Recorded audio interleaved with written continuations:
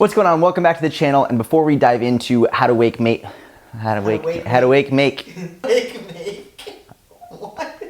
All right, so today we're going to talk about how to make weight loss more sustainable. Before we dive into that though, I just want to give a very heartfelt thank you for the last video, which was the Big Mac challenge. Rico's behind the camera. We both worked the hardest we've ever worked on any video for that specific one. And if you missed it, it was a 30-day challenge where I ate one Big Mac a day every day for 30 days and I lost 7 pounds.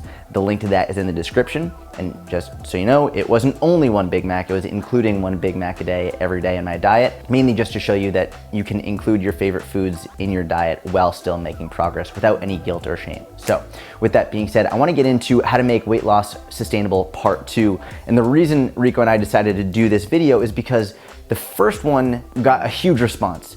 And it actually is a huge source of encouragement for us, mainly because so much of the fitness industry is rapid fat loss and quick fixes. And to see a video that's titled how to make weight loss more sustainable do so well, it made us super happy. We're like, you know what, we're gonna keep pushing this. We're gonna keep pushing sustainable weight loss, sustainability, things that you can do for the long term without any strict, rigid approaches, because that's what we're all about.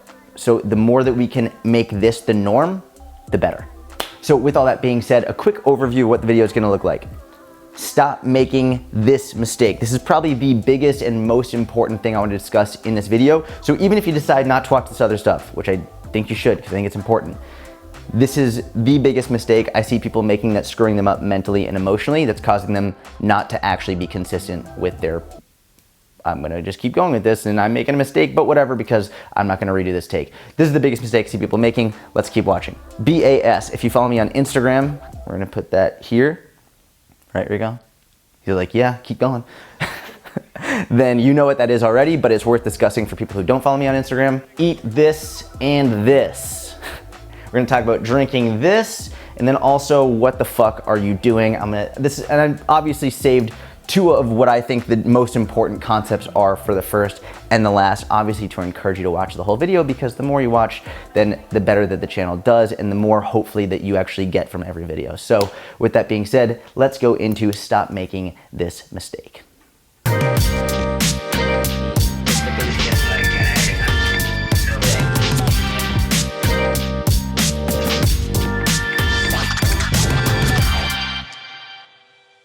All right, so really quick, before we go into this #1 mistake, I wanna talk about the title, because this was done very deliberately, How to Make Fat Loss Suck Less. The reason I named it that is because fat loss sucks. Like, it just does. Fat loss, it doesn't have to be awful. It doesn't have to be torturous. It doesn't have to be miserable.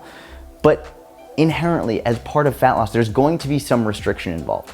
And a lot of that is just not really fun. And the main reason I wanted to title it this is because anybody who tries to make you believe that fat loss is super easy and really enjoyable and not a problem at all, they're lying to you and they're being disingenuous.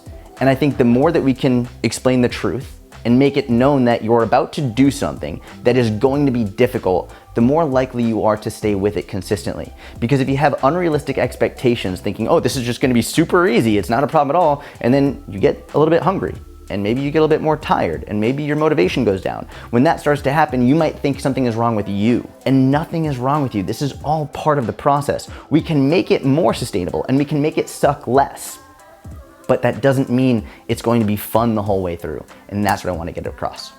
All right, so with that being said, let's dive into the #1 mistake that I want you to stop making, which is, please, for the love of God, stop making monthly weight loss goals.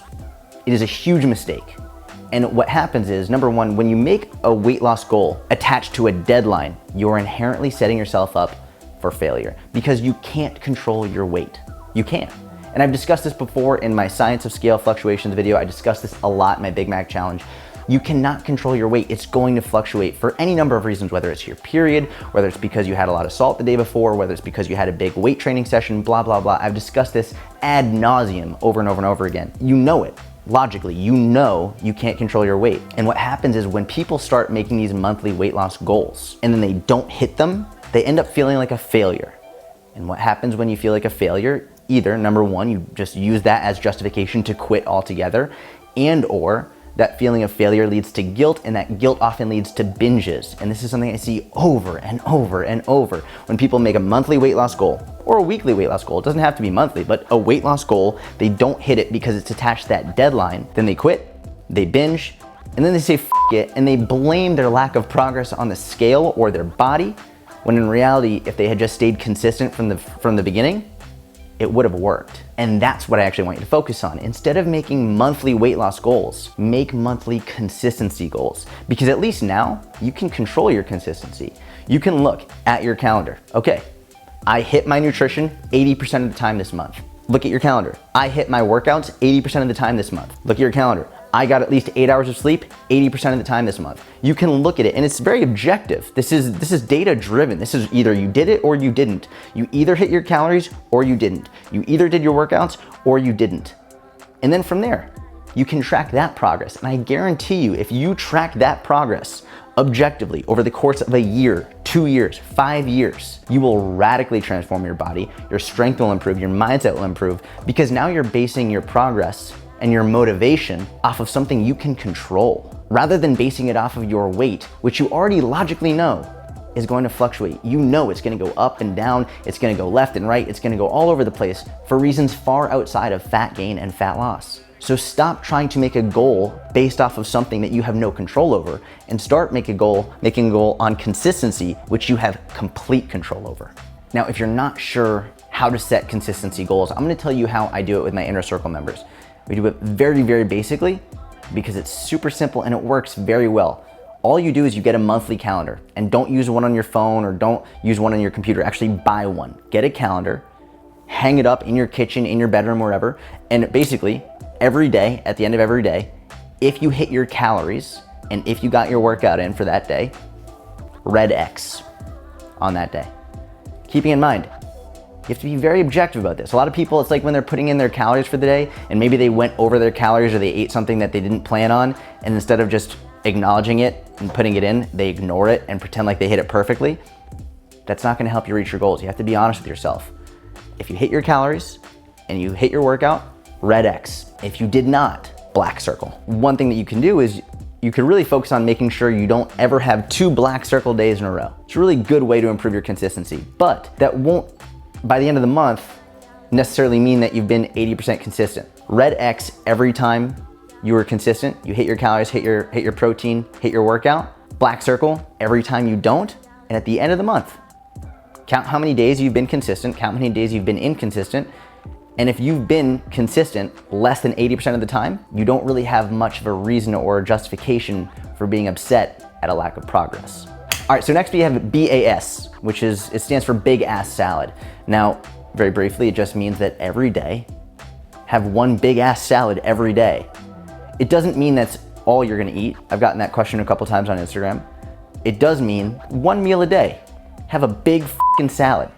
Now, I wanna clarify a couple things. Number one is, as a coach, this was a really big learning lesson to me. So if you're a coach, or if you are thinking about coaching, or if maybe you have a family member or a colleague or someone who you want to help eat healthier, I've always told people just eat more vegetables. And I think this is the go-to for a lot of coaches, just eat more fruits and vegetables. But for whatever reason, when I told people to eat one big ass salad every day, it was like something clicked and they loved that idea, which for me as a coach is a huge learning experience on the value of specificity and really breaking it down into simple, easy terms that actually stick in people's brain. That's why I'm really recommending having one big ass salad every day, not just saying eat vegetables. One of the things that people have been asking me is like, what kind of dressing do you put on the salad? Which is like, for me, it's almost comical. It's like, you're way overthinking it. This is sort of the equivalent of when people are like, is it okay if I put creamer in my coffee? I promise you this, if you are really struggling to lose a lot of weight, the creamer in your coffee is not what's preventing you from losing weight. If you are really struggling to lose a lot of weight, the salad dressing that you're using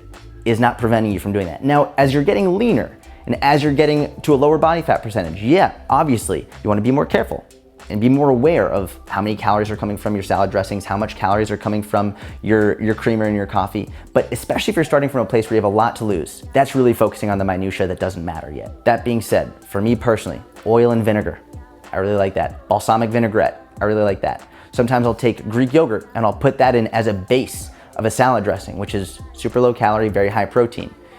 There's really no right or wrong here. And again, my last video on this channel was me eating a Big Mac every day for 30 days to prove that you could do that while still losing fat and making progress, which is my way of telling you, have whatever the fuck salad dressing you want as long as it fits in your calories. Don't overthink that. As for what to put in the salad, whatever you want. I joke around, I say a Cobb salad doesn't count, because if you get the Cobb salad at the local restaurant or whatever, that's usually like 1,500, 2,000 calories. It's not just any salad, and it's not just dumping blue cheese on top and bacon and eggs and saying like, okay, well this is Jordan said to have one big ass salad. You have to be aware of what you're putting in it. But if you're making it at home, and you're taking a lot of vegetables, a lot of tomatoes, cucumbers, lettuce, spinach, filling that thing up with a ton of vegetables, grilled chicken, tuna, salmon, whatever you want to put in there, fill it up. Make it so big that you get really full, really satisfied from it. A lot of high quality foods. If you make one meal a day, I guarantee you, fat loss is gonna be way easier. All right, so eat this and this. Let me keep this very simple and brief. Watermelon and strawberries. Watermelon is one of my favorite foods.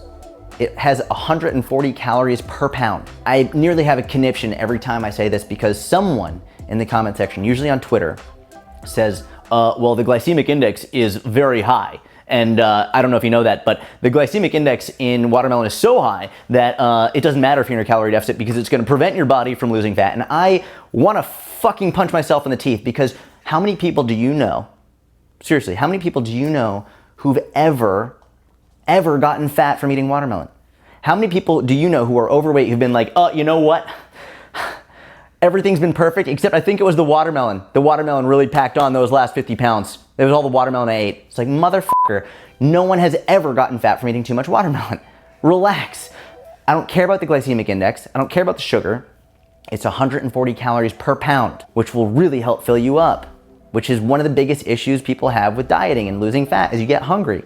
Finding strategies to fill yourself up for fewer calories is very beneficial. So I said watermelon. Now, when I put this on Instagram, a lot of people in the comment section either said they didn't like watermelon, which blows my mind because I think it's the best fucking food ever, but also people said that they either didn't have access to watermelon or they might have had an allergy to it, which I would go to strawberries. Strawberries are 150 calories per pound, so like what, 10 calories more? Super filling, really delicious. For me, one of my favorite desserts, I take a bowl of Greek yogurt, put some strawberries on top, cinnamon, maybe some stevia, boom, good to go. Filling, high protein, low calorie, give that a shot. Again, this is just my way of figuring out how to stay full for fewer calories. That's it. These two foods, watermelon, strawberries, help a ton. Now this one, drink, I'm gonna keep this one very brief as well. Drink more water. I know this is like such cliche advice, but it's true, it works. Now personally, I prefer sparkling water. I prefer carbonated beverages, mainly because, number one, I think they taste better, but also because the carbonation, it does fill you up more. So just another strategy to help you stay full on fewer calories, carbonated water helps a ton. All right, now before we get into the what the f section, first and foremost, if you've enjoyed the video thus far, please give it a thumbs up, subscribe if you don't already, and this is where I'm gonna tell you about the Sorting Hat Squad. If you hashtag Sorting Hat Squad in the comment section, you'll be entered to win a free month in my inner circle. I pick 3 people on every video who comment hashtag Sorting Hat Squad to win a free month. So with that said, what the f are you rushing for? What the f is your rush to lose weight? Now, if your response is gonna be something to the effect of, well, I have a wedding in 4 weeks. Well, that's really fucking stupid on your part to wait 4 weeks before you have a wedding to go to, or you have a pool party to go to. This happens every year. People before summer starts, they're like, oh my God, it's 2 weeks until summer. What the f can I do to get rid of this? I'm like, Jesus Christ. Like, well, what you actually wanna do is start now, so then next summer, you're where you wanna be. You need to stop rushing. You need to stop trying to do things like this. It never works. And the more you try and rush, the sooner you're gonna regain everything you lost. I'm gonna repeat that. The more you try and rush your fat loss, the sooner you will regain all of it, and probably more. And this is why there's so much hate on diet culture. This is why there's so much hate on dieting and people trying to lose weight. Because so much of what people do is fucking stupid. When they know it's stupid. This isn't rocket science. We know in our heart, in our mind, trying to lose weight as quickly as possible, getting the 21-day detox, getting all the fat burning pills is fucking stupid. But we keep doing it. Even though you would never recommend it for any of your friends, you keep doing it to yourself. And then because you fail, because you regain it all, you convince yourself that it's something wrong with you, at your body, your age, your gender, that there's something wrong with you, that it just won't work. And that's fucking false. Stop trying to rush. Stop trying to get there faster. For me, it's funny. I've gotten several offers to work with people on a book in the fitness industry, to write a book about my methodology. And I've always said, if I'm gonna write a book, I'm gonna call it the 5-year plan, which no publisher wants to work with me on that. No publisher wants to publish a book called the 5-year plan. But that's what I'm very strongly, I believe in that. Because if you are very serious about losing weight for the long term, 5 years is nothing. It's a blip on the radar. 5 years is nothing. If I told you right now that in 5 years, you could look the way you want to look, feel the way you want to feel, and be healthier for the rest of your life, as long as you just did exactly what I told you to, would you do it? Probably, yeah. I'd hope so. Because once those 5 years are gone, what's going to happen in another 10, 15, 20, 30? You have the rest of your life to go. But for some reason, in this moment, you want that fast, quick, easy, let's go, speed it up. And you know it's not going to work. Listen very closely. There is no finish line. There is no end date to all of this. This fitness thing is a forever game. And it doesn't matter if you try and speed it up now, or if you try and speed it up in a year, or try and speed it up in 10 years. The more you try and go for the short-term fix with speedy, rapid progress, the sooner you will regain everything, and you will continually and perpetually fail. If you can be honest with yourself right now and say you're gonna take it slow and steady for 5 years, then you will be one of those people that people look up to and say, how'd you do that? Can you show me? But you have to make that decision now to stop looking for the rapid quick fix and get ready and understand this is gonna take years. And I'm okay with that. With that said, I hope this video was helpful. If it was, please like it, subscribe if you don't already. Hashtag Sorting Hat Squad in the comments if you want to enter to win a free month in the inner circle. With that said, thank you so much. Talk to you soon.